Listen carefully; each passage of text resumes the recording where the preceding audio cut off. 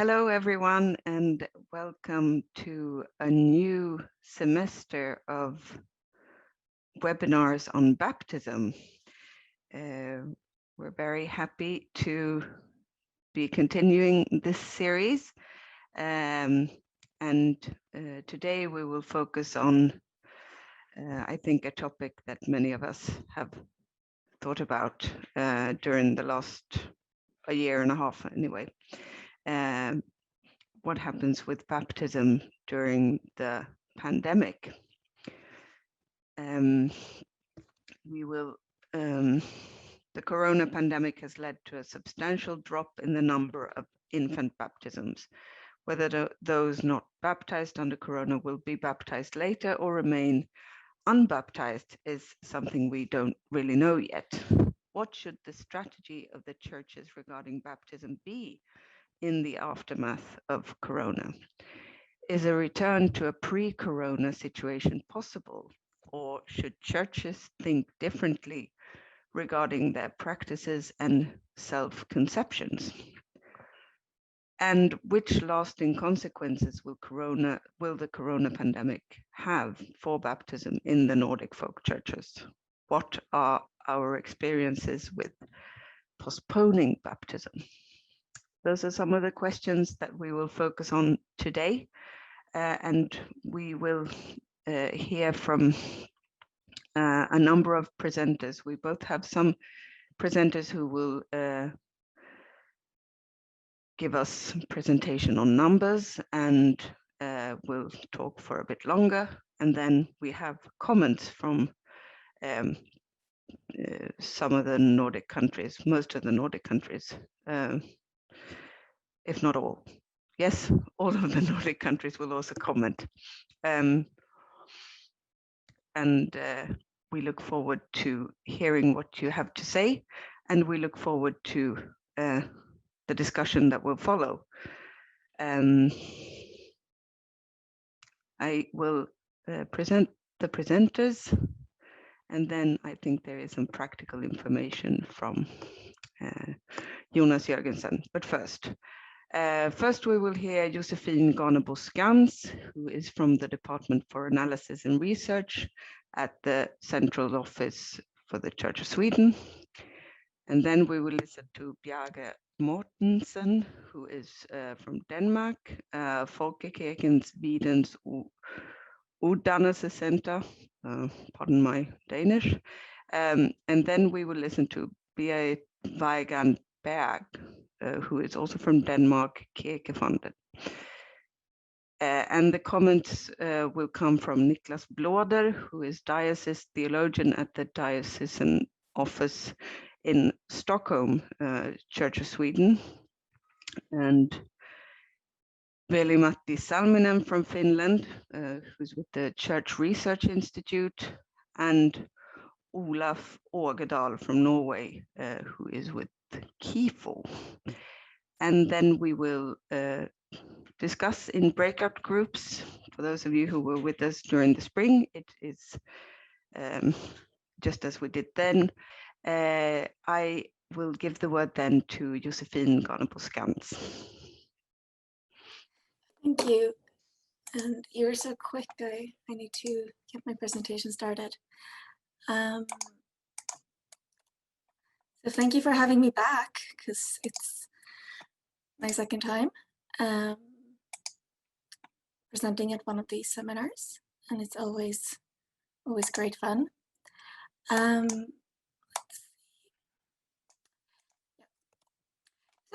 Hello, my name is Josephine Skantz, as Karin said, and it's the same first slide as last time for those who listened, but now it's the pandemic edition, so it's still changes in baptism in the Swedish context. So a brief introduction. Who am I? My name is still Josephine. I'm an analyst for the Department of Research and Analysis at the Central Church Office, and a co-worker of Karin's. And the reason I've been invited not only once but twice is because I co-wrote a book called Dop i Förändring, or Baptism and Change, together with the main researcher Andreas Sandberg. So I want to start out by going through a few things that we need to keep in mind when talking about the baptism numbers that we're going to look at. I'm going to speak briefly about the national context in Sweden that we've been seeing, regional and municipality differences, the diocese, because I think that's what most Swedes that are listening are interested in, but also what we should keep in mind going forward. So first of all, we're still in a pandemic, and that's super important to keep in mind, because that means that the numbers you're seeing are very much preliminary. And especially when we're looking at the diocese, municipalities and regions, not all of the baptisms that are taking place that we see in the national level are included in those, because we are in the middle of the year and they are preliminary. I also want you to keep in mind that the monthly data I'll be showing is only numbers. And what I mean by that is that usually we have background data associated with the numbers we are showing, and with these I don't. We also need to keep in mind what we are comparing these numbers with in the Swedish context, and also the dangers of taking these numbers out of context, which is also, highly relevant for the Church of Sweden, since it's election year for us. So I'd like to start out by showing something that I think most Swedish people saw, and that is SVT's presentation of the baptisms of 2021. And just looking over a 10-year period, seeing this drop from 2019 to 2020 and then half of 21, it looks very severe and very abrupt. But if we nuance that picture and take a look at the numbers on a monthly basis, and here we have 2018 to 2021, and I only have for July so far for 2021. Again, the picture is much more nuanced, and we see that over the year it's natural to have shifts. If we look at 2018 and 2019, and we see a drop around Christmas, it's not that strange. But what is interesting is that if we look at the pandemic specifically, and we look at 2020 and 2021, we can also have a look at, if we put next to this is the recommendations. We know that in February, March, the pandemic arrived in Sweden, and at like the middle of March, we got our first recommendations that limited the amount of people that were allowed to gather at public events, which a baptism is. And we see these numbers, quite low compared to previous years. We have, I think we all remember when we thought the pandemic was over. We see a rise in the baptisms that, drops steeply, because in November we got new recommendations again, now with a maximum of 8 people. So it dropped significantly, and we see that drop up until April, when Sweden got lighter restrictions, and now we're back to 50 people. And then we see the rise. So, very briefly, very broadly, in Sweden, the trends followed recommendations very closely. But what is interesting is how many are we dropping and where. So June, July for 2021, if you look overall, looks very optimistic. But if you compare June 2020 and 2019, there's a 65% drop and a 24% drop in July. For 2021, we have a 38% drop from 2019. I'm not comparing to 2020 because, yeah, I'll get to that. And then we see an increase of 15% compared to 2019. But we do know that we had a drop in roughly 30% in numbers overall compared to 2019 and 2020. But if we come back to, this only being numbers,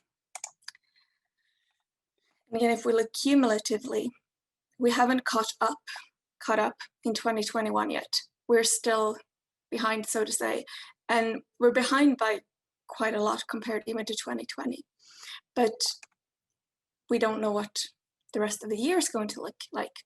But again, you see we're compared to the previous 3 years, 2017 to 2019, there's quite a difference. And even though we hear a lot of parishes talking about there has been an increase in baptisms, well, not to the extent, up until July, not to the extent that we have come up to a regular level, or even surpass that, which would be expected if we, are talking about catching up or reclaiming baptisms that didn't happen last year. And if we look at regions and municipality level, I'm looking at decreases within the regions, and I'm comparing between 2018 and 2019 and 2019 and 2020. There is, of course, a significant drop, but if you look overall in the country, here we have the different regions of the country, and here we have the type of municipality. So is it suburban, rural, larger city? And though, of course, the larger cities, here we have Stockholm, Göteborg, and Malmö, that is higher than like the rural areas. It's not that much that we can talk about a significant difference this early. If we do look at the diocese, though, we do see that regions where we know that they're, again, we can't say that much at this level, but we see quite a large range compared to Uppsala and Visby, and Stockholm compared to Skara. And we also do know that there's a difference in religious tradition in these areas. But talking about having background numbers, what we have on the right or on the left, sorry, are baptisms overall, only numbers. But if we do compare it with the right, here we have decrease in percentage of baptized affiliated children. So these are children where at least one of the parents belongs to the church. We're not talking about 30% anymore. We're talking more about, we're in the 20% range. And again, if you look at Växjö and Lund especially, we're only down at 15-19%, and those are areas where we know that the religious traditions are very strong. And I want to highlight this because when we look at only numbers, that it won't be representative of percentage of children born and percentage of affiliated children born. So again, we might want to look at how many, these are the percentages we dropped. So when we talk about reclaiming, we don't want to talk about necessarily an increase of 30%, but maybe one between 15%, if we look at Lundstift, for example, is realistic and what should be, the goal. So again, if you look at just the numbers on the regional, national level, it doesn't say that much without knowing the context, and we won't be able to know that until 2022, 23, if we're being optimistic. We look at only the first 3 months of 2021. Oh yeah, sorry, if we look at these first months, it is interesting because this is when we have the strictest recommendations in Sweden. So you're only allowed to be 8 people tops, including the parents. And we still have baptisms, and we have roughly 500 a month. Up to April, we have 800. So I looked at the different dioceses and regions where these baptisms are taking place during these months. And again, Stockholm is to expect that it's our, most densely populated region, but surpassing that, again, we have Lundstift, and we also have the southern and western parts of Sweden, again, where there's a strong religious tradition. Which going forward, I think it's important to bring with us, what we can dissect and identify in these abnormal years, and how that can be useful for us going forward post-pandemic. So in conclusion, it's still super early and we're still in the middle of the pandemic, and we can't say that much because of the nature of our numbers at the moment. but we can learn from this going forward for sure, and especially being able to identify regions where there is a strong tradition of baptisms that, you know, persist even in the midst of a pandemic. But we can, I think, all agree that future studies are needed, and that would have to be a, you know, larger and more comprehensive project, similar to the ones me and Andreas and Ingrid Schillen did in 2018, 2019, but that would require, you know, accessing more data than we have available in our regular databases for the Church of Sweden. So thank you for your time. And yet again, if you want to read more about what my department does, you can find us on both our website and on Facebook. So thank you for your time.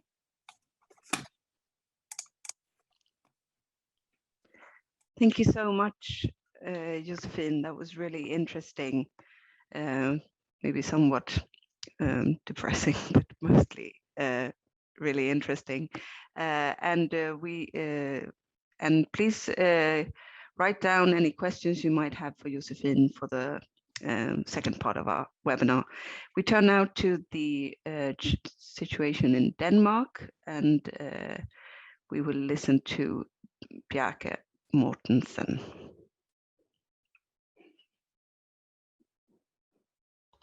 Yes, thank you very much. Just found the unmute button. Yeah, well, today I hope you can all see my screen now. I will also be presenting the numbers of baptism during the lockdown and show some numbers from 2021.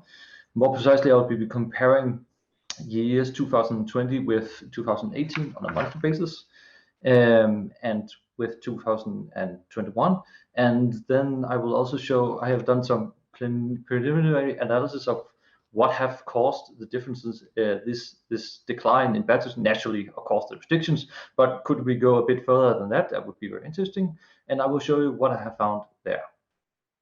One notice in my presentations, I include all baptisms that include baptisms of adults. And I will try, there we go. This graph compares the baptism of 2018 with 2020, and as it mostly follows the same pattern as we saw in Sweden. Just a quick walkthrough of this presentation. At the top, you see a bunch of numbers. These are the differences between 2018 and 20. So, for example, in March, you see there is a sharp decline in the number of baptisms. You can see how many fewer there were in the top. So this graph tells us that that as the corona came and took hold, we see a sharp decline in the number of baptisms going up to March. And in March, there we have the first lockdown. And afterwards, we see a clear pattern of sharp decline until the summer months, where we started to open up again, where we see a very steep increase in the number of baptisms, so much that we had a lot more than in 2018. And then we see a somewhat regular pattern the rest of the year. Now we include the year 2021.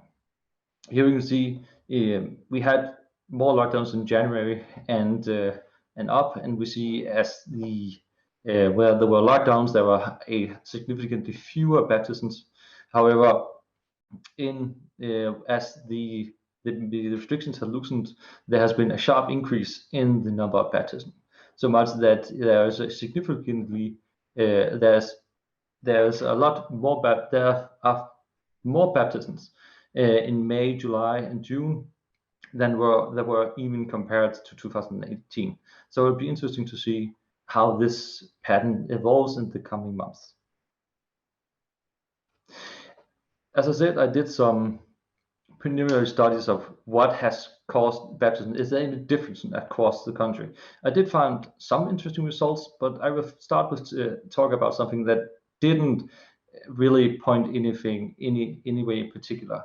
I have looked at on parish level. I looked at difference between how steep the decline in baptism were, and if there were any connection with socioeconomic status, ethnic background, age, membership percentage in the parishes. But I didn't find anything really worthwhile talking about. Maybe with further analysis, that there is a pattern there, but as of yet, I haven't been able to discern anything clearly.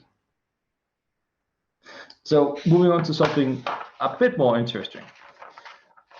It is important to notice that the corona lockdown baptism patterns is not just a story about decline. From 2019 to 2020, actually a lot of parishes saw an increase, as you can see here in the top table. There was actually 804 parishes which saw an increase in the difference in number of baptisms. Naturally, a larger part saw a decline, but that tells a story. I did a bit deeper in this and discovered that almost all deaneries had parishes which saw an increase in baptism. There was only 3 deaneries which didn't have an increase, didn't have at least one parish which has an increase, which points to that there maybe is a story here. Maybe I have not been able to confirm this at any point, but maybe there has been a pattern of the different deaneries have moved baptisms to larger churches, so they will be able to better adhere to the lockdown restrictions. So there is an interesting pattern here to follow in further studies. The most significant result I found, however, was there was a large difference in between the dioceses of how large the decline in baptism were. As you can see here in this table, and we look at the column first to the right, we see how many fewer there were in percentage. And there's Lolland-Falster Stift and København Stift is by far on the top. And then there's somewhat a drop into Helsingør Stift. Then again, and a further drop until we find the middle pack of Roskilde, Fyn, and Ribe Stift. Then a slightly lesser fall with Aalborg in Aarhus, and some interesting here with the last 2, Haderslev Stift and Viborg Stift, where the drop, though of course significant, wasn't as bad, especially compared to if you look at the ones at the top of the table. And it tells us it tells an interesting story. I am not quite sure why the differences are. There might be several reasons. For example, there's a clear pattern here. If the further to the east you are in Denmark, the bigger the fewer the baptisms, the bigger the drop. And if you go further to the left, go to Jutland, there is significantly the drop is significantly less. So it might be that there is a difference in religious tradition in relation to baptisms. We certainly have a lot. The membership percentage is higher in Jutland than it is in Sjælland overall. So there might be some correlation there. But it also might be that the implementation of the lockdown has been handled differently in the different dioceses. It calls for further studies, and I will personally be looking forward to do more of those. And that was actually it for me. It was somewhat quicker than expected, but yeah. Thank you very much. We turn now to listen to another presentation from Denmark, and it's Berit Weigand Berg, who will speak to us. My name is Berit Weigand Berg, and I'm sitting at Kirkefondet in Denmark, which is a private foundation with the sole goal to support and help Folkekirken in its work. And as such, we have decided to be part of this discussion about baptism because we from time to time have opportunities to support research projects and so on in Denmark, and we are glad to do that. I'm sitting on projects and research, and that is why what I'm saying is I'm trying to say what Bjarke is not ready to say yet. And this might also mean that I might go wrong. But we try to both look at statistics and also listen to what we can hear is happening in reality. And that's always a very tricky part of research. When do we dare to say something? But I will give it a shot. What is going to be a bit different from my presentation is that we were looking into postponed baptism before Corona. So we were already looking at the numbers, what does this do? And we can see some very interesting moves in numbers when we look into what happens during Corona and lockdown. First of all, I'd like to share with you the experience that we hear from field. And we hear the ministers are saying we are doing baptism all the time. We don't have time for anything else. Our schedules are completely full. Our books are completely full. We also hear them say that they do not have to do any kind of commercials or attraction because they feel like the parents are just joining by themselves, popping up and filling their books. And another thing that we hear them say is like, we are getting there very soon. In no time, we will have baptized all those we did not baptize during the lockdown. This is what they say. But when we go a little critical to them, we can make them admit to one thing, and that is that this what we call tumlingedåb, which is meant to be something if you have children that is more than a year and a half or 2 years, and maybe up to 5, 4, 5, 6 years. This was a big thing that we thought we have just learned, drop-in baptism from Norway and Sweden with very many participants. So we thought, well, we'll do the same for these tumlinge. But what we are hearing so far is that nobody shows up. So this is so far not the way in. It could be when people get more used to the term, but so far it's not a big success.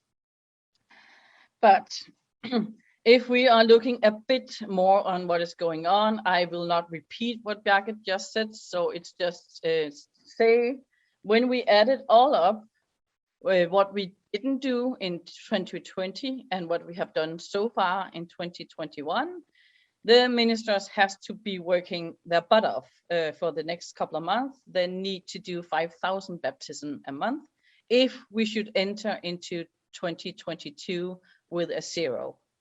And nobody really expects this to happen. When we were in lockdown, you could also see it actually on the one of the slides that Bjarke showed you. We never hit a 0. So for most churches, it turned out that they were actually able to baptize all the time. There are different places. Some parishes decided not to. Some were uncertain what the rules were. But it seems like we have had a throughout baptism in the whole time. What happened was that they took baptism out of Sunday celebration and put it into either separate occasions on Sunday, or they moved it to Saturday. We have always, at least for many, many years, have a strong tradition for baptizing people on Saturdays, but these would often be of 2 or 3 children at a time. What happened in this lockdown was we went 1-to-1. And so everyone had their own service to fulfill the possibilities. And as you can see of this picture, a lot of them became hybrid would mean that they would have the few numbers in church who were allowed in church, and then somebody would record it and broadcast it while it was happening. And now I'm also again back to what we hear ministers say, and they say that those who really wanted baptism and for whom it was indeed important, they found a way. They made arrangement with the church and with the family and with some kind of broadcasting, and they definitely found a way to have the child baptized. And what we think is very interesting is they actually made up new traditions. So when you before would ask everybody to come and join for a big fest after the baptism, they made little to-go package, gift package, and in this gift packet you will find some chocolate, a little bottle of wine, and a little memorabilia of what happened, so they can come, be at the service, and then they could go back home and bring some of this celebration into their own homes at home. This is an interesting thing that we have seen, and it also confirms, or could be, that's probably a better term, it could be what Bjarke also pointed at. If you go more east, we see a less drop in baptism, and we would say, yeah, this is what strong, or at least in the diocese where there is a strong tradition for this, and in these parts, people would go a long way. They would take whatever was possible and make it happen. We also found, and I will come back to the numbers, that those who had to be baptized, they found a way. And in Denmark, that is for sure those who want to be confirmed and who is not yet baptized, but also it seems those who had to stand in as godmother or godfather, they seem to also have found a way to be baptized in whatever possible way, so they could fulfill the job that they needed to as godfather or godmother. What we see is also, though, that some never found their way. And the ministers say or claim that that is because they didn't want a baptism service if they could not have the party. So for them, it looks like that there is a strong segment who are actually combining baptism and the fest afterwards so closely that one cannot stand without the other. And we have often said in a Danish setting that a lot of people are not getting married as the first family party. What they're doing as the first family party is actually having the first child baptized, and then they get married, and then in some other way. But at least for this group, for those who think that the party is as important as baptism, has not, as it looks right now, found their way to have the baptism. So a little more focus on what we are doing in this project about the postponed baptism is it came out of two larger research that has been done before. The first one is called Baptism or Not, and the other one was called Baptism Today. And I was a part of the second one, Baptism Today. We do this with us, KF, that's us, Kirkefondet, and then with the research institution that Bjarke is part of. And we have a mosaic finance system, so we have money from everywhere and every place, from the structure, from those who participate, and for us who are actually doing the research, we are also putting money in. Our primary focus was looking into 10 to 14 years old, and then we had to enlarge it to 15 actually, just because we realized that some are not being confirmed before they're 15, and therefore they're not necessarily being baptized before they're 15. And then we got a secondary focus on these tumlinge, as I said before, those who are larger than the norm is when they hopefully will be baptized. The numbers looking into 13 to 15 years, these are the baptism we will say happens because somebody wants to be confirmed.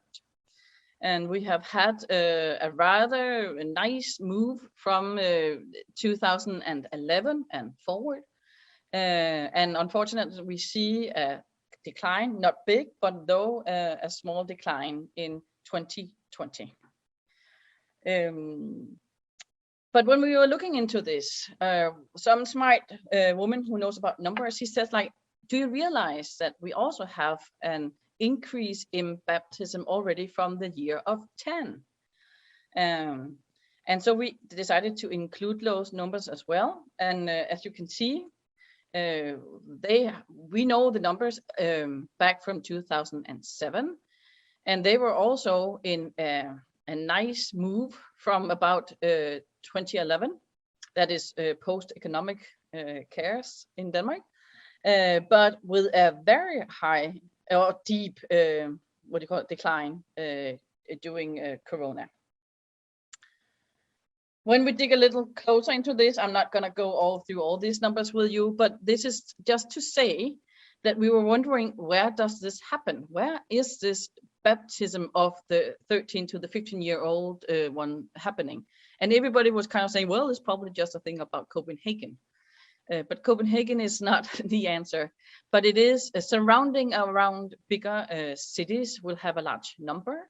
But we can also see when we go into more rural areas, they will have a large percentage.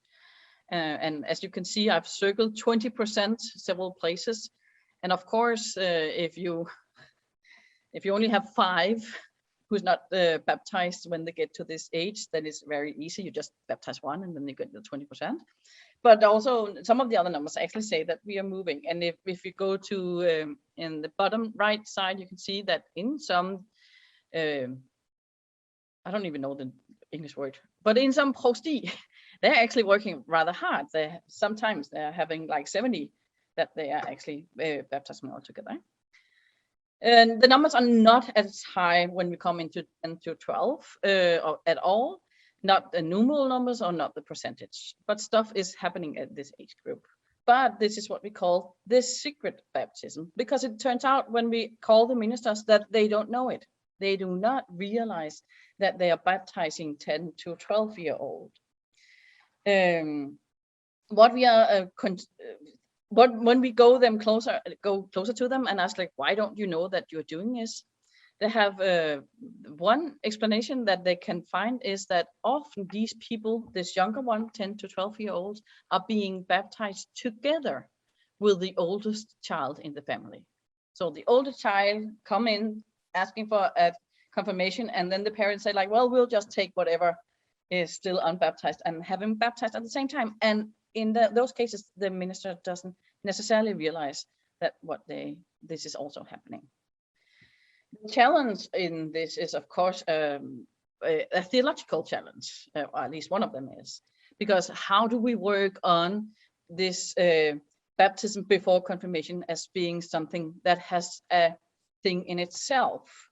And what we have been looking in this project that we are doing is how do we make sure that the baptism does not just stand as an assist, as you know it from football, but actually become a thing in itself. Because this is actually what we see in some places and interview the young people, and they are answering that the baptism is just something you need to go through to get what you really want, what is confirmation. And we can also see some ministers who's actually doing this. They are not putting a lot of effort into the baptism at the beginning. They're kind of like second-handing it or left-handing it, or however you said it. This is, well, we'll just make it happen. It's rather quickly, you don't have to worry about it. That's just a thing we do. But we would like it to be a more complete thing where you actually bridge not just the one way, but also the other way. How can we make sure that the baptism and the confirmation turns into a strong cooperation? And some of the things I'll just mention quite quickly that we're looking at is how can we make sure that the education that takes part in confirmation class on baptism will look into what happens when you are baptized as a teenager, instead of always talking about what happens when we baptize the young kids or the 0 to 2-year-olds actually take it in. What happens when it's a young person that we're baptizing? Also, we would like to suggest that the blessing or the Bible verse you're getting when you're being confirmed, that should already be presented to the young person at their baptism. So it will be a link in between. And also we would, this is just a Danish thing, we would ask for more freedom when the minister can choose what lyrics to, or what Bible text to read at the baptism. Let's not go into carry the small children to me. We have done interviews, and these are pastoral interviews that makes them kind of scary, but very great, because we have made minister interview these young persons who has already gone through baptism and confirmation afterwards. And what they say is that the choice they're making is done way before the church is actually aware of it. You decide when you are 12 if you want to be baptized and confirmed, maybe already when you're 11. So if you start doing a big campaign when they're turning 13, you might be too late, because they have already by then settled with themselves and the family if they're going to do this. We can see that for some of the young who are going through this, this is very, very important. They take it really seriously, and they go into this with a lot of feeling. But we also see those who say, well, that was no big deal. I just had to do that. I just wanted the party, and to get the party, I wanted to be baptized.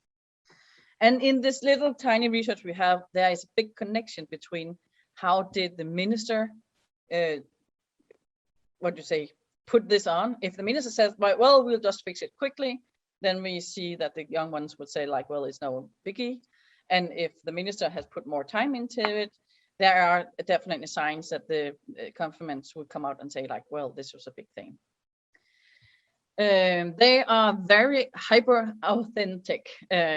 This is their baptism. They're not doing it for anybody else. There's nobody in the family who asked them. They can have the party without their baptism. So to them, it's really important. They are not looking at what comes after baptism. It's not like I'm entering this forever to walk in a long life in church and being a member and a disciple. But the baptism at this time to them is very important. At the moment they're in, it feels a lot in their mind. And when we say, well, if you're not already baptized, then we will fix it quickly, they get lost because they don't know what that means. So we need to put more pictures on how do we do it in practice when we actually baptize kids at this age. Oh, a preliminary conclusion would be, as long as confirmation is a thing, it seems like we will have kids coming in and being baptized 13, 15, 12, 15. But we don't know what will happen when confirmation fall. If they suddenly drop the importance in church and society, we do not know what will happen with baptism. And why we're saying is that because we can see that the numbers of 10 to 12-year-old being baptized in Corona dropped significantly. And that leads us to think that if there is no big reason, then maybe the baptism is not as important, and it suddenly seems like we can do it whenever. So we'll not do it right now. But there is no whenever if you're being confirmed, because there is a specific deadline on when you need to be baptized. I already said that. And we also, as I said, the 10 to 12-year-olds, but the baptism of them, we only see them in the numbers. We don't hear them along the ministers. We don't find it anywhere. But the numbers told us that something is going on. So we are looking into now, how can we make the parish more aware of that this is also an important age group to look into. Thank you very much.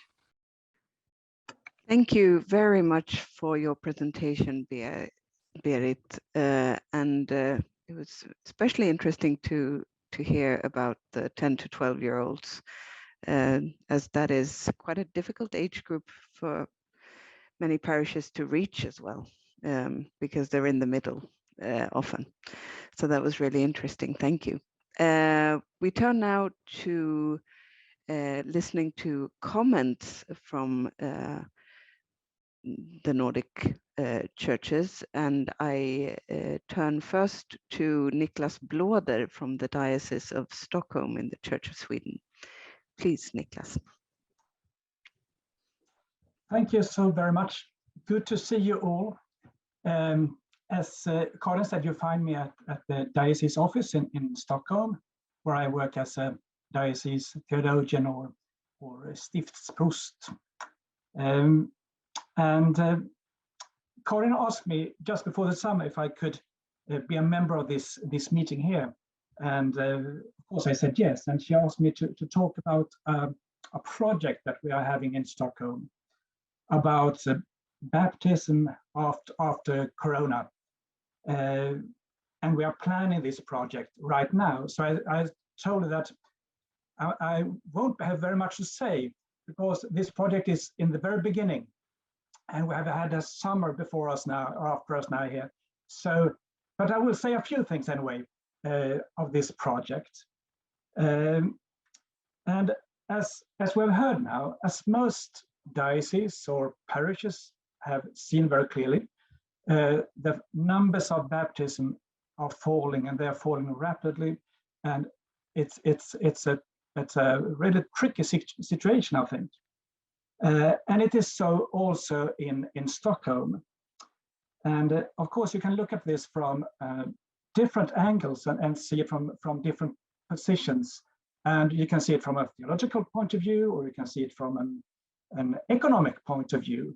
And I would say that both of those views are very important. I mean, parishes, they have their income from the fees from the members. And with a huge drop, of course, of members, the fees will be smaller, and the economy will be weak in a quite not so very far away. And of course, this will affect parishes, what they can do or not to do.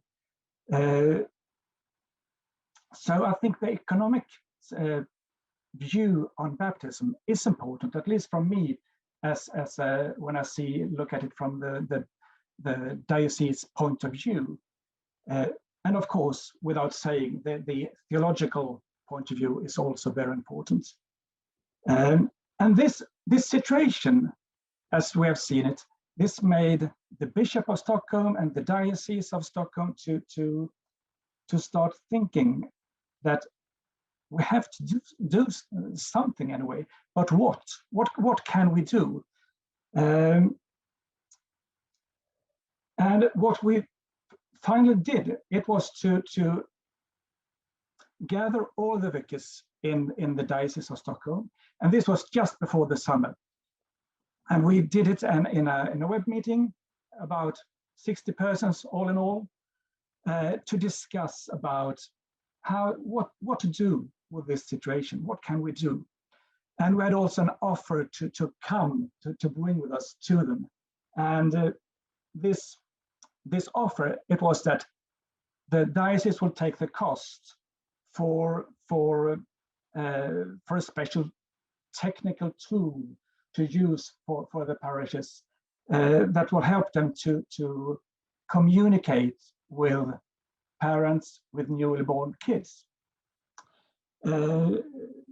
What they will communicate, it's totally up to the parish, but this tool will help them to do it technically right, that no one will be missed, that information comes out at the right time, and there will be a follow-up and so on. So in fact, this is all I can say about this project at the moment.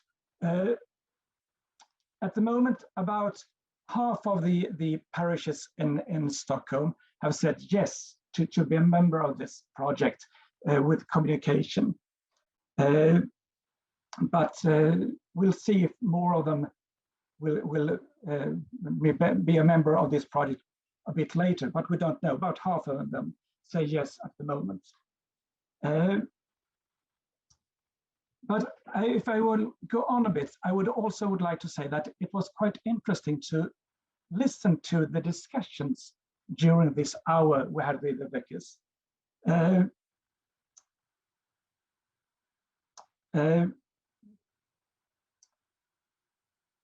What we saw at the Diocese Office as a fear, we will lose members, we will lose money. Most of the vicars didn't see it at all. They say that we are convinced that when the pandemic is over, the persons the parents, they will come back later and baptize their kids. So this is not a problem. You don't have to worry. It's not that huge problem as you think it is.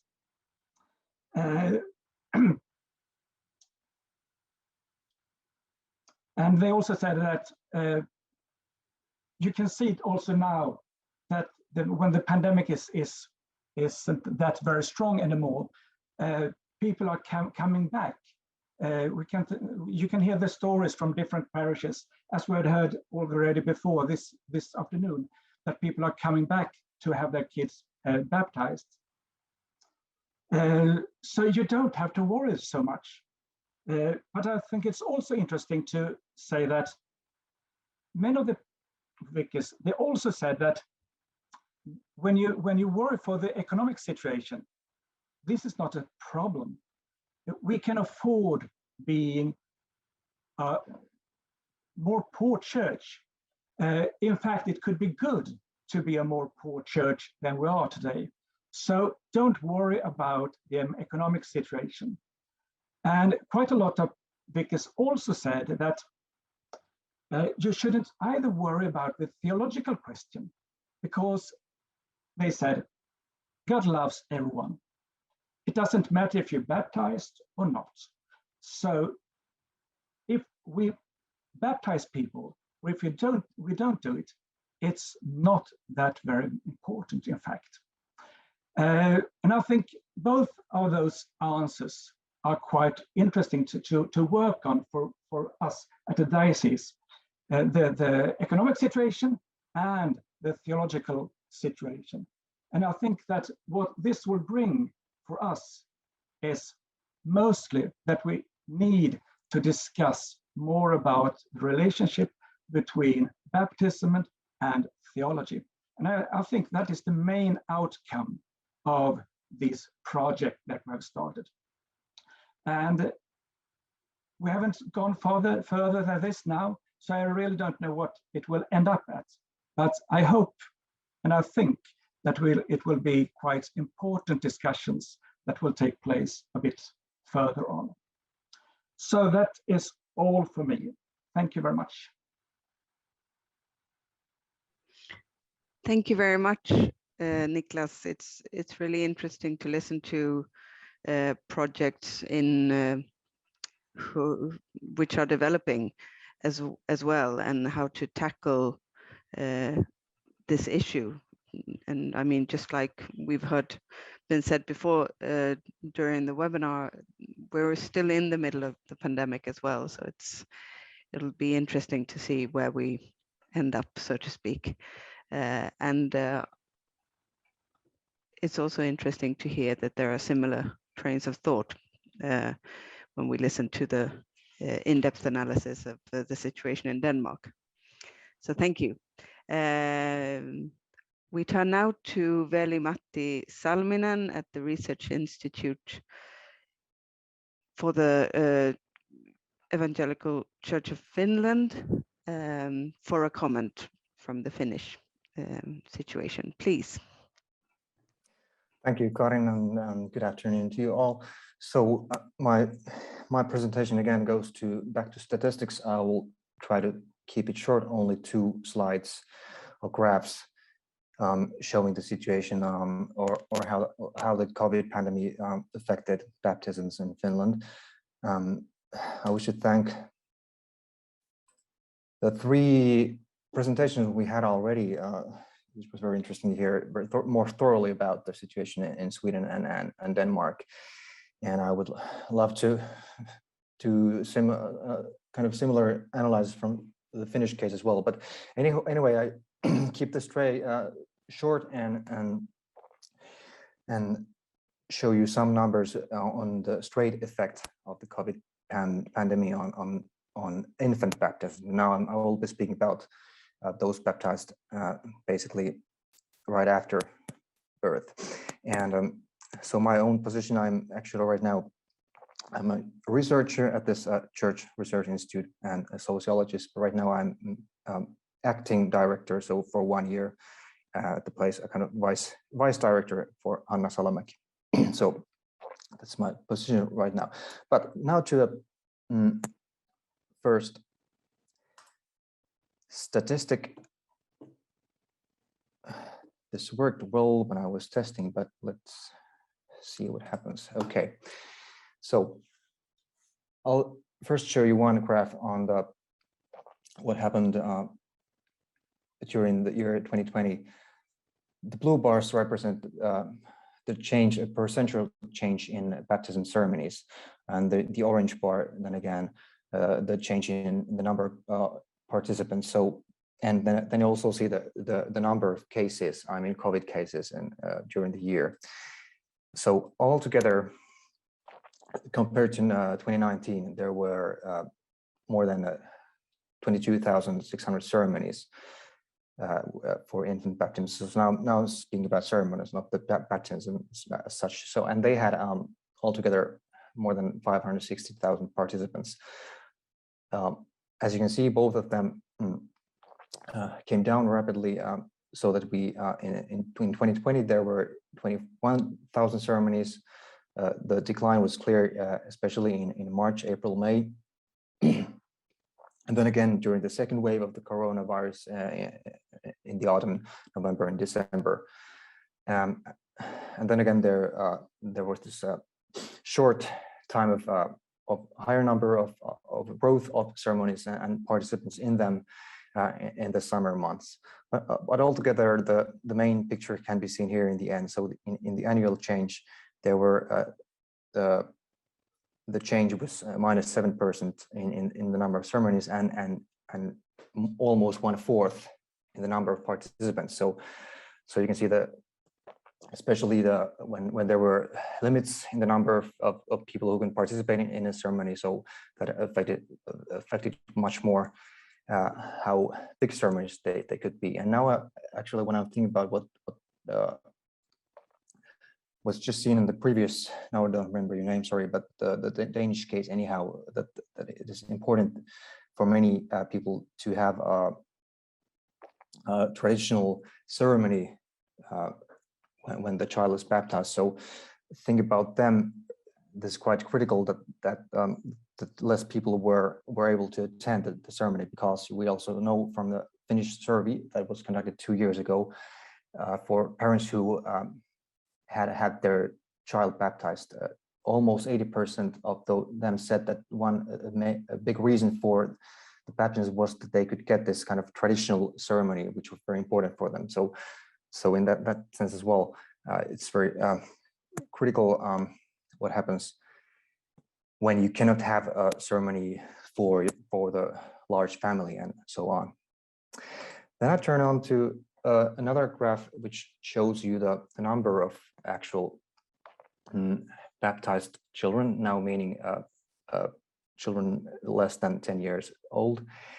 And then again, those who have joined the church. So now this is marking a different part in the statistics. So altogether, in 2019, there were 28,000 baptized children, which marked more than 62% of the children born that year. In 2020, the same number was 24,900, which marks 54% of the children born. But now here you see what happened in the statistics is that when they had to postpone the baptisms, so that the child was maybe born on spring 2020. So a big part of the sermons was held in summer. So that means actually that they were marked in the statistics as joining the church. And then again, so the change is quite remarkable in the number of children joining the church, whereas the number of baptized children sinks down. Anyhow, this explains this kind of change in the statistics, something like 2,000 children. Anyhow, if we added that to the number of those almost 25,000 in 2020, still the rate, I mean, the baptism rate would be less than 60%. So anyhow, there's also a decline in baptism rates, be there a COVID pandemic or not. So this trend still goes on. So which causes, of course, that we still have to keep in mind that baptism is also in small decline all the time, and there are remarkable things have been done in the Finnish church as well, considering how things have been moving to the internet, how we have been able to serve and meet people online. But then again, of course, as I told you already, as it comes to baptisms and ceremonies, people still want to have this kind of physical gathering and coming together, and this is also very much a critical point to be considered in the future. But here's what I wanted to say shortly about baptisms in Finland in 2020, and can move on. Thank you very much. Thank you very much, and it's fascinating also to listen to hear about the different numbers, given that our different countries' strategies throughout the pandemic has been quite different, especially speaking from the Swedish perspective. So it's interesting to see how that affects the number in these kinds of numbers as well. Thank you. And we turn now to the Church of Norway and Olaf Ågedal. Please go ahead. Thank you. Thank you. I'm a sociologist and I'm working at KIFO in Oslo. It's the Institute of Church, Religion and Worldview Research. So I will not present numbers and statistics. I will give a short comment on some of the main expression of the changes of baptism ritual during Corona. So this is more a kind of working hypothesis I will present. The changes are very close to what Berit Berg told us about in Denmark. Baptism is changed as from before being a part of Sunday service, now being performed in separate baptizing services, often one for each family. And it's carried out on Sundays or Saturdays with rather few participants, the child, parents, grandparents, godparents, and maybe some friends. And in Norway, this is a very visible change in the baptizing tradition, because in the last decades, it has been the main strategy that you should include baptizing in the Sunday service, and emphasizing that it is a part of being integrated into the local congregation. So what are the experiences from this change? I'm now referring not to own research, but more to the report from the Norwegian Church, the annual report. And the main report about this change there is that this has been very positive. Many of the participants are very satisfied with the new form of the ritual. They find it very solemn, more personal, more focused on the child and the baptized family, less stress and less uncertainty, not being viewed by a local congregation they didn't know, and so on. So this is very clearly a positive evaluation. And also some will find there are some positive sides of this according to the social dimension of the celebration. Berit, I think, mentioned that this is not a solution for those who want a big baptizing party. But on the other side, this is the solution for those who not want a big baptizing party, but a small one. So in some way, this makes also the social celebration related to baptizing easier. So in fact, the Church of Norway has concluded that this is something we have to look closer at for the future strategy of baptizing.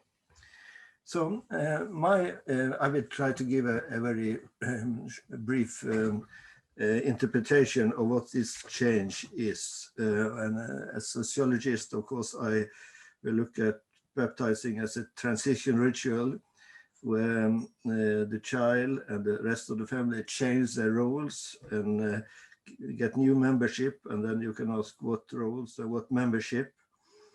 And I will use a very, I think, well-known perspective on the folk churches, that the folk churches consist in reality of two different communities or congregation.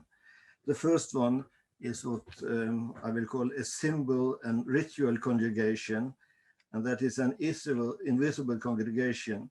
You get membership through ritual, like lifestyle rituals, and year rituals like Christmas celebration. And you only visit church when you have a reason to do so. And that means not very often, only on special condition. The other congregation within the folk church is the local association of individual members, what we often call the Sunday service congregation. The baptizing strategy of the Church of Norway includes two messages that they try to combine. The first message is that to baptize a child is a sacrament. It's a holy act. It's the act communicating that the child is or is becoming a child of God. So that's the first message. But the other message is that baptizing a child is a membership ceremony where the child becomes or are included in a local congregation. That baptizing presupposes participation in the local congregation. So my interpretation of this very positive experience of the new baptized tradition is that many of the members of the folk church, they want the first alternative. They want a holy ritual. They want that the child should be blessed, but they don't want the other alternative. They don't want to be forced into a local congregation, to say it in big letters. They want the solemnity and blessing in a baptizing ceremony, that the child should be protected by holy power, but not to be involved in a membership ceremony for a local congregation. And that's why they like the separate baptizing ceremony. Then they can have the whole church room for themselves, as one of the grandparents said. And also for the local community or the local congregation, it's not always so very meaningful to be presented for a child and a family. They, in many cases, not will meet again.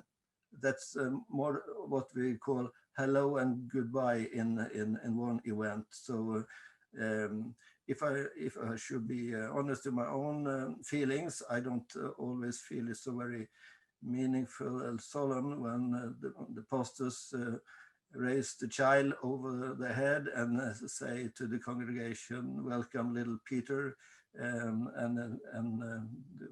the congregation give a praise. So I can understand this as an including membership ceremony, but I don't think it make the ritual more holy or solemn. Well, that's how I feel about it. So in this seminar, we are asking for advices for the future. As a sociologist, I cannot tell you what will be the right baptizing practice for the future, but my opinion is that this corona crisis has forced the change in the baptizing practice, which has revealed tension and dilemmas in the former Norwegian practice and theology. So that's in some way related to what Jonas said. Here is also a big work to do. What kind of theological message do we communicate related to baptism? The positive experience of many of the participants in the new baptizing practice should be taken seriously.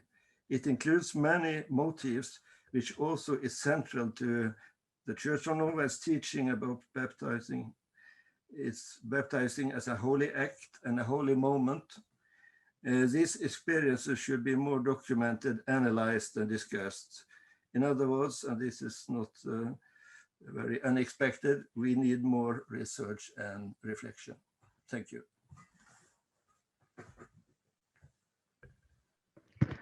Thank you very much, Olaf Ågedal. We turn now for a brief report from Iceland. Steinun. Thank you. Yes, I only quickly collected the numbers for baptism from last year and to compare with the years before to see the effect of COVID. And I must say we do not have as good statistics as I've seen. I mean, I haven't categorized it from month to month. I don't have those numbers. We are trying to improve our gathering, and I could possibly give better information later. I'm going to try to share this little. Do you see it? No. Okay. I'm not sharing anything. I'm just going to say that in 2018, there were 1,932 baptisms in Iceland. That was about 46% of newborns. But of course, the number of baptisms that we are presenting also includes older children, those especially who are baptized before they are confirmed, and that we don't have a separation of age when it comes to the baptism, not yet, in statistics. And in 2019, we had 1,879, was 42% of newborns, approximately. And in 2020, we had a severe drop from almost 1,880 baptisms down to 1,580 baptisms. That is 35% of newborns. However, it's interesting that this year, and I only have the numbers from January to August, we have already had 1,558 baptisms in our church, which means that it's almost to the level of all of last year. So I expect that we will make some comeback, that baptism will make some, we will get the numbers higher by the end of the year. So we will see, but I would not be surprised if we reached the same numbers as in 2019 for the year 2021. However, what happens to those who were not baptized last year? Not all of them will be baptized, I suspect. As a pastor, I must say that I have baptized at least as many one-year-olds as newborn this year. I also looked at numbers from the free churches. We have 3 large Lutheran free churches in Iceland. And it was just interesting to see, and I looked especially at one of them, which is a free church in the capital area in Hafnarfjörður, because it's a very sort of congregation-oriented church, and they had 148 baptisms in 2019, 114 in 2018, 114 2020, and 77 last year, so 55%. And I think, you know, that was also quite interesting to see. There was a very clear drop in numbers there. So I think I'll make do with that. Thank you. Thank you for giving us numbers from Iceland, Steinar. This webinar has been trying to focus on all of the Nordic countries in various ways, which is why we have chosen to give more time to you presenters than to the discussion in breakout rooms. I hope you are okay with the fact that we've prioritized in this way. So now we will convene in breakout rooms, and we will discuss for 15 minutes. And then we will see each other again here in the bigger room, so to speak, and conclude our webinar. Welcome back. I hope you had fruitful discussions in your breakout rooms. To start off our discussion, I thought I could begin with a question that that popped into my head, which is, what do you think might stick? I'm thinking primarily of both Berit and Olaf mentioned baptism services on Saturdays, individual. Do you think that kind of trend will stay even after the pandemic? And also from the other countries, do you see similar kind of like new rituals or other types of trends that might stick around even after the pandemic? And the word is free. What do you think? Perhaps I'll turn first to Berit.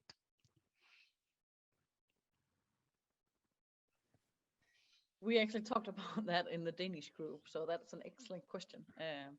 And we think that this of being to decide yourself who your congregation is will probably stick.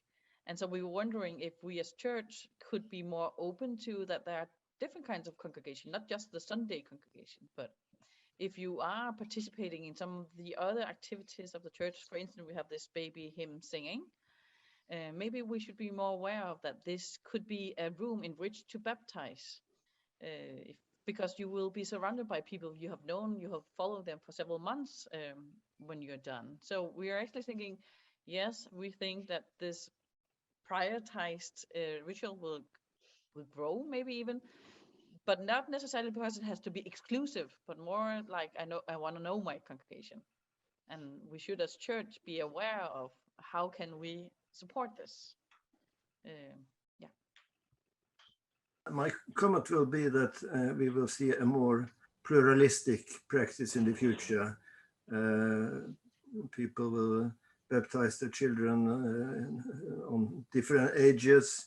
We will find different kind of ceremonies, those more private ceremonies, but also baptizing in the Sunday service will go on, because for people who are active part of the Sunday service congregation, it is of course very meaningful to go in a procession and to see around you a lot of members of the congregation who will know and care for your child and pray for your child. So we have to realize that there are different congregation and allow different kind of practice. That's my main attitude.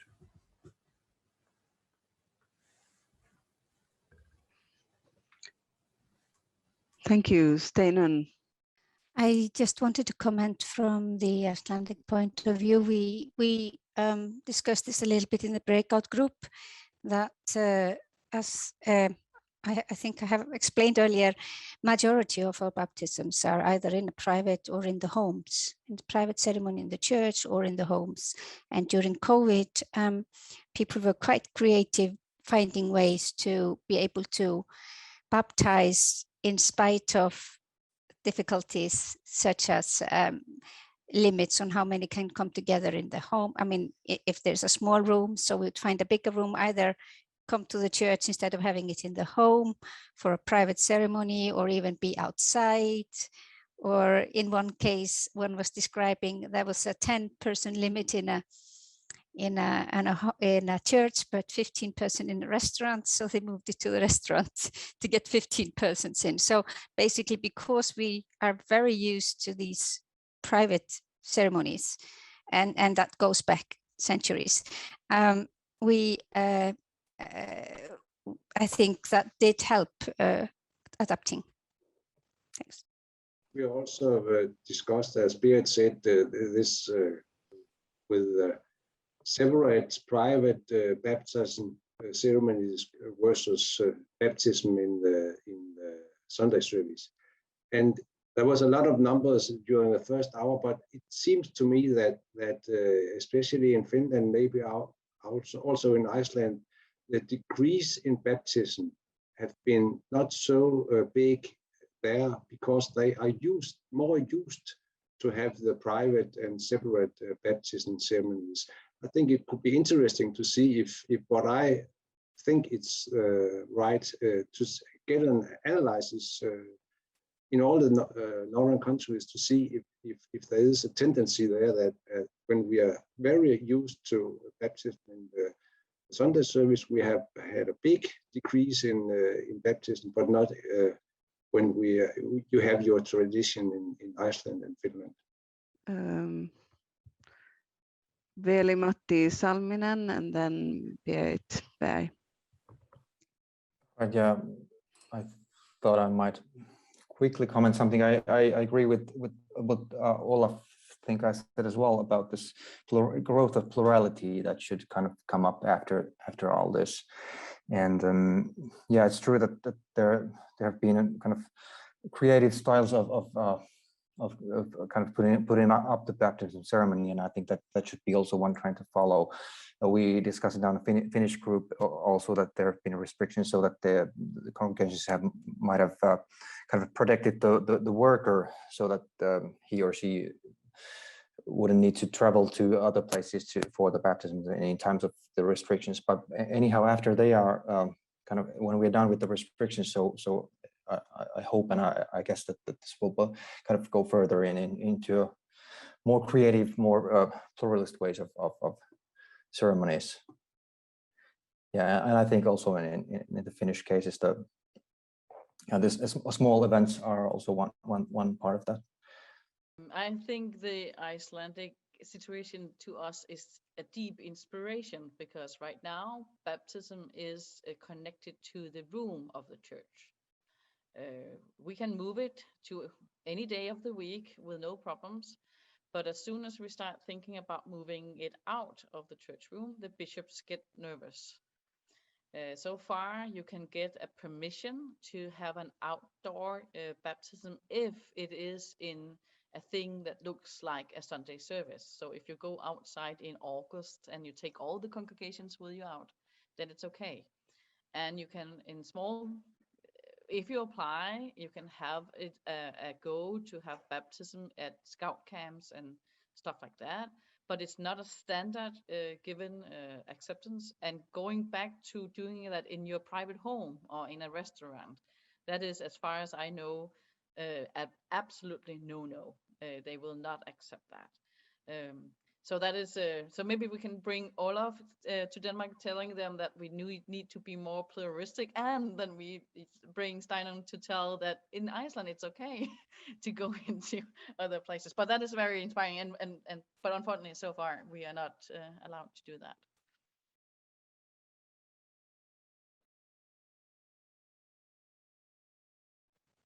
Can I just quickly respond to that, because I had this request from Berit that we have actually a letter from the King of Denmark from 1771, if I remember correctly, that says that baptisms in the homes are allowed in Iceland. I mean, obviously this started because of the distance and the fact that this was a completely rural country, and to take small children to church during winter, to a cold church, it was basically signing their death warrant. So I mean, it was the King of Denmark that formally allowed us to do that, and that's from 1771. So just bear that in mind.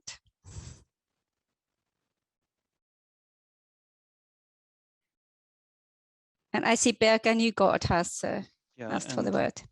I just wonder, what are the further consequences of this? It seems that the pandemic has just confirmed what we knew already, that our faith is privatized, and that somehow the vast majority of people don't care to become part of this church fellowship. Still, we put all our efforts into somehow having people come to church at a given time on a Sunday morning or whenever, in all cases that they should leave their homes and come to church, instead of taking the fact that people, they maybe form their beliefs in homes much more than in churches. And what would that mean to catechesis if somehow it's not going to happen in church buildings and all where we're spending all our money, but it is happening in other ways? Where should we invest? Now we're talking beyond baptism. Where should we invest in order to be church present in homes? And how do we develop something that can still be called church in that way? I think it takes a lot of imagination for many of us, because we're so used to what we've been used to. But I think we need to start to change our minds. I don't see any questions here at the moment.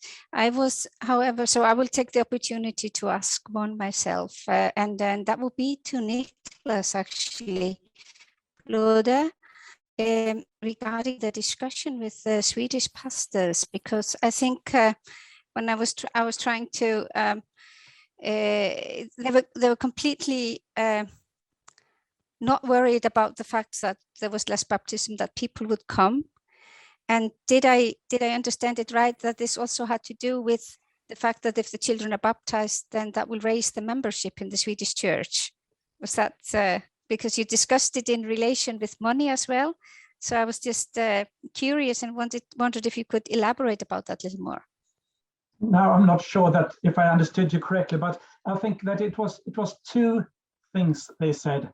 It was, one of them was that we don't have to baptize.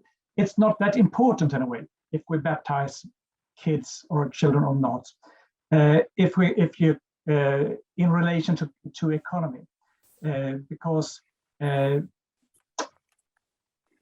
it wouldn't be a problem for Church of Sweden to be less rich as it is, or we could do without a lot of the money we got. So I think it's another type of view of the church people are looking at, not the folk church that we used to have with that is all over the country with a lot of people employed, a lot of buildings and so on. We can be a church in another way, I think they say with this comment. We don't need all this. In fact, we could be a better church in another way if we try to find another way with less money. So I think, at least for Church of Sweden, I think this is a real question, and I really think you can see this difference if you generalize it between the church boards and the employed staff in the church and the parishes, where the church boards are much more into to the buildings, to the things as it has been, and so on, and a lot of, at least from the side of the priests, I think they are looking for another type of church with more of a community, a smaller community. I'm not sure if this will give some comments to what you said, but I hope so. Okay, thank you.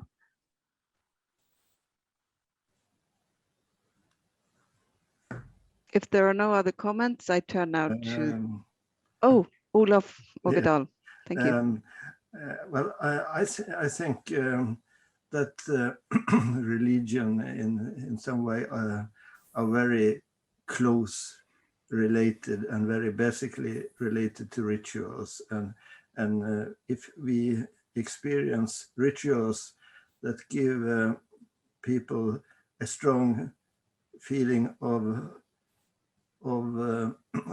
holiness, maybe we could call it relation to God, even though they will not use that kind of word. We should be, at least I, as sociologists, will be very curious to find out more about what this is. And let me take another example. I've done research about communion for children in Norway. Holy Communion was for a long time not open for children, but when we opened it for children, it started quite a new ritual experience, both for the children who had another relation to Holy Communion and for the parents who were also integrated into a part of the church rituals that they in some way felt excluded from. And so I think that this kind of ritual experiences, they are very important for the church in some way, basically. So what I think is a problem with taking the baptized out from the Sunday service in Norway is that we had another trend going on now, that family who came to church to baptize their children, they now are starting to take part in the Holy Communion. In that way they are in some way integrated into another of the church's sacrament and get a strong experience through that. Well, that's my main interest here, and I think to go on and do more research about baptizing rituals changes, and we also have to have a broad view and compare it with other kind of name-giving rituals which are growing. That will be important knowledge for the church. Yeah.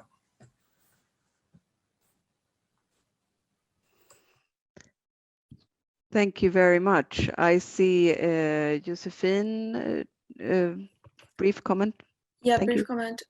Olaf, I don't know if you've read Ingegerd Schullin's literature, but she wrote a very interesting chapter in our book, Dop i Förändring, where she found that, you know, these, I'm also a sociologist, so I think it's very interesting, but the changes in Sweden, at least, when a new recommendation came from either the diocese or the national level on how baptisms should be carried out, that change happened very quickly and very quickly became a ritual. So if you see historically in Sweden, the baptisms have been moved from the Sunday service, out of the Sunday service, to something private, to several children, to one children.